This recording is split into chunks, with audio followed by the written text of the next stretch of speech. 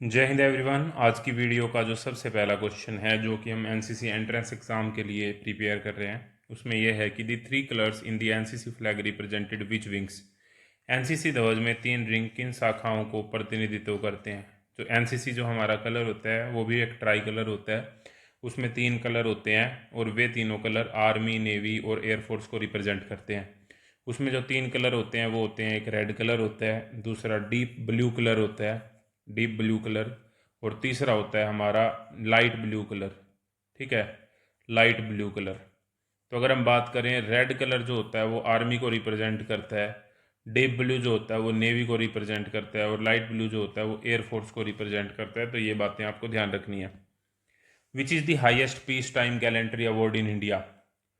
वैसे अगर gallantry award की बात करते हैं, हाईएस्ट गैलेंट्री अवार्ड की, तो वो पीवीसी होता है, परमवीर चक्र होता है। परमवीर चक्र जो सबसे पहला मिला था वो मिला था मेजर सोमनाथ शर्मा जी को। वो होता है युद्ध के दौरान, यानी कि वॉर टाइम में। लेकिन यहाँ पे पीस टाइम का पूछ रखा है, लेकिन अगर पीस टाइम की बात करते हैं तो उसका जो करेक्ट आंसर होगा वो होगा अशोक चक्र। ठीक है, तो मेजर सोमनाथ शर्मा जी को पहला परमवीर चक्र मिला था, वो भी एक गैलेंट्री अवार्ड है, हाईएस्ट गैलेंट्री अवार्ड है, लेकिन वॉर टाइम में है। पीस टाइम की अगर हम बात करें तो उसमें जो हमारा सबसे इंपॉर्टेंट और सबसे सर्वोच्च शांतिकाल का वीरता पुरस्कार है वो है हमारा अशोक चक्र।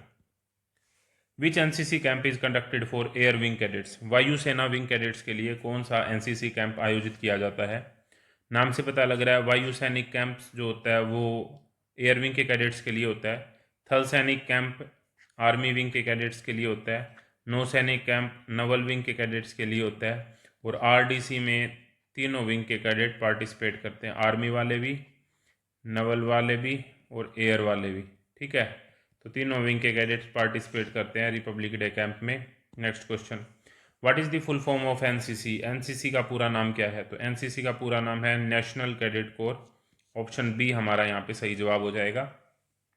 एनसीसी की स्थापना अगर आपसे पूछी जाती है तो 15 जुलाई 1948 को एनसीसी की स्थापना हुई थी। एनसीसी के संस्थापक थे हृदयनाथ कुंजरू जी। हृदयनाथ कुंजरू जी को एनसीसी का संस्थापक कहा जाता है। एनसीसी के अंदर टोटल 17 डायरेक्टरेट हैं। एनसीसी का हेडक्वार्टर जो है वो न्यू दिल्ली के अंदर है। एनसीसी का हेडक्वार्टर न्यू दिल्ली में है।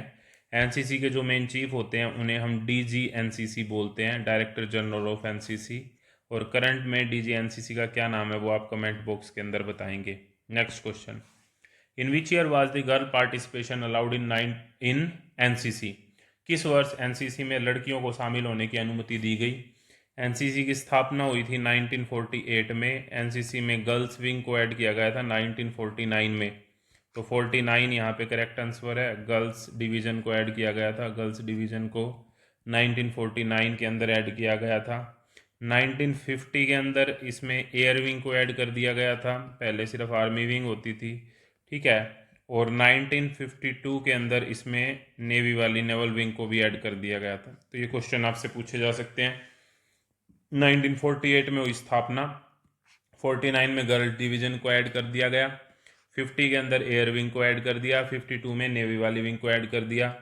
1962 में जो भारत और चीन का युद्ध हुआ था उसको देखते हुए 1963 में एनसीसी को कंपलसरी बना दिया गया था, कंपलसरी कर दिया गया था। और क्योंकि कंपलसरी करा नहीं जा सका बाद में, तो 1968 के अंदर दोबारा से एनसीसी को एक वॉलेंटियर ऑर्गेनाइजेशन बना दिया था। ठीक है, तो ये बातें भी आपको ध्यान रखनी है। Next question, what is the duration of the NCC training for junior division cadets. Junior division cadets के लिए एनसीसी की अवधि कितनी होती है। 2 साल होती है। 2 year is the correct answer. The A certificate in NCC is awarded to which category. NCC में ए प्रमाण पत्र किस श्रेणी को दिया जाता है। तो ये जूनियर डिवीजन को दिया जाता है, जूनियर डिवीजन यानी कि जेडी, सीनियर डिवीजन यानी कि एसडी। थल सैनिक कैंप होता है टीएससी, वो कौन सी विंग के लिए होता है। तो ये हमने बात की, थल सैनिक कैंप जो है वो आर्मी विंग के लिए होता है। नेवी विंग के लिए नौ सैनिक कैंप होता है। एयर विंग के लिए वायु सैनिक कैंप होता है, वीएससी, वायु सैनिक कैंप होता है। The third battle of Panipat was fought in which year. Panipat की तीसरी लड़ाई किस वर्ष लड़ी गई थी।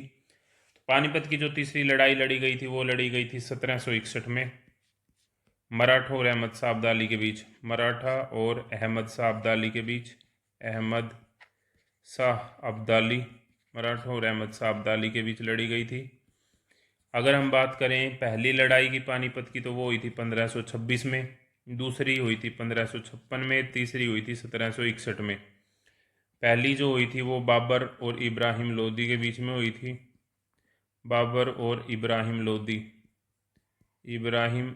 के बीच में हुई थी। दूसरी हुई थी अकबर और हेमू के बीच में, अकबर वर्सेस हेमू के बीच में है। ठीक है, तो ये इस तरीके से आप ध्यान रख सकते हैं।